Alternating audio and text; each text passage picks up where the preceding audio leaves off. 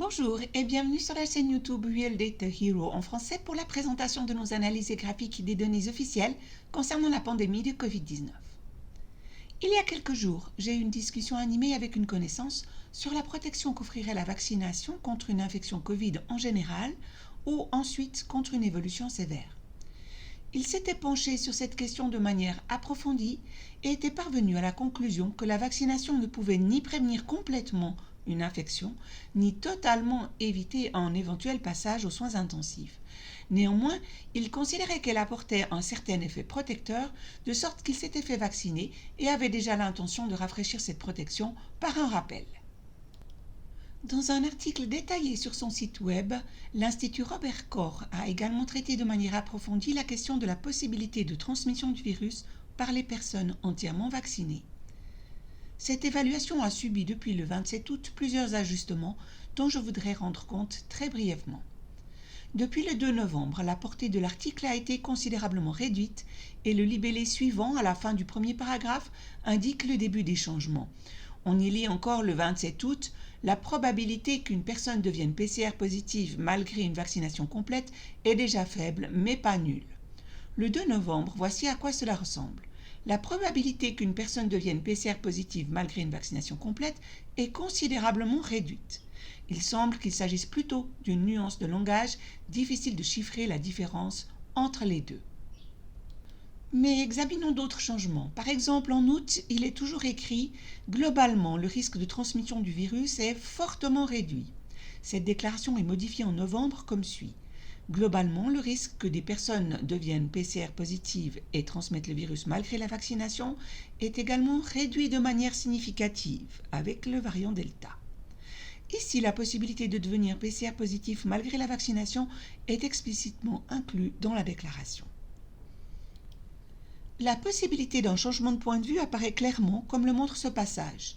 Du point de vue de la santé publique, la vaccination semble réduire le risque de transmission du virus à tel point que les personnes vaccinées ne jouent plus un rôle significatif dans l'épidémiologie de la maladie. Et ce passage a disparu de l'article du 2 novembre. Ce paragraphe est modifié le 18 octobre. Du point de vue de la santé publique, la vaccination semble réduire le risque de transmission du virus dans la mesure où les individus vaccinés contribuent peu à la propagation du virus.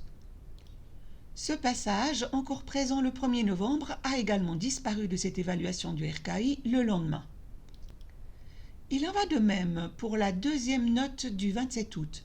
La vaccination a un effet protecteur élevé, au moins 80%, contre le Covid-19 sévère, quel que soit le vaccin utilisé, Comirnaty de BioNTech Pfizer, Spikevax de Moderna, Vaxzevria d'AstraZeneca. Passage qui a également été supprimé sans être remplacé.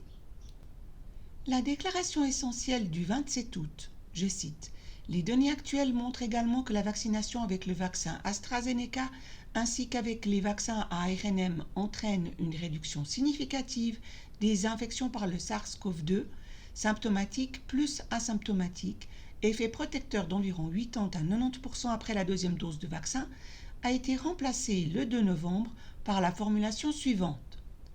Cependant, il faut supposer que les personnes deviennent PCR positives après un contact avec le SARS-CoV-2 malgré la vaccination et qu'elles excrètent également du virus infectieux. Faut-il y voir une réévaluation complète de la réduction des risques? Je ne vais pas porter de jugement personnel, mais je me demande si l'évaluation de ma connaissance n'aurait pas besoin d'être revue. Il ne trouvera certainement aucun soutien dans les médias, car ni l'Institut Robert Koch ni les médias n'ont produit de rapport rationnellement clair qui trie les informations sur cette question. Si vous recherchez une expertise journalistique soignée pour vous orienter sur ce sujet, vous pouvez trouver des réflexions intéressantes sur la recherche et l'analyse dans la source fournie. J'espère avoir éveillé votre curiosité sur les facettes et les changements de ces évaluations de base du RKI, qui constituent après tout la base décisive pour les réglementations, les niveaux d'alerte et les mesures du gouvernement fédéral et des États.